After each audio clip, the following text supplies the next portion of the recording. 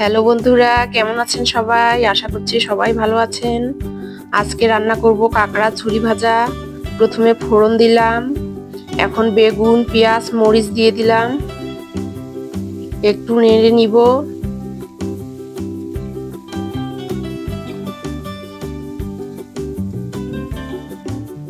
লবণ, হলুদ দিয়ে ভালো করে বেগুনগুলো ভাজা ভাজা করে নিব।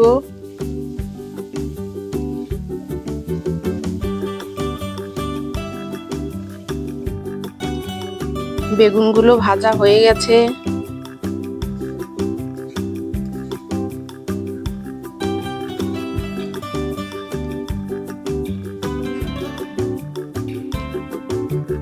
এখন আমি কাঁকড়ার রসগুলো দিয়ে দিব। আমি কাঁকড়াগুলো শিলপাটায় বেটে নিয়েছি।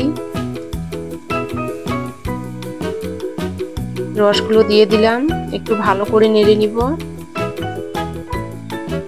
2 মিনিট ঢেকে দিয়েছিলাম।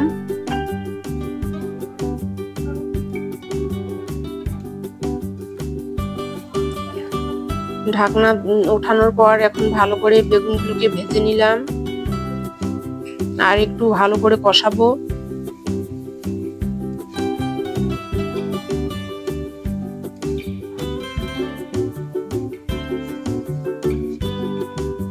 বেগুন আর কাঁকড়া ভাজা হয়ে গেছে। এরকম মাখা মাখা হয়ে এলেই নামিয়ে নিব।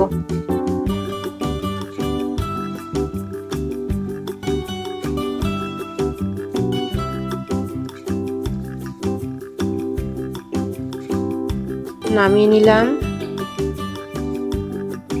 রেডি আমাদের কাঁকড়ার ঝুরি ভাজা।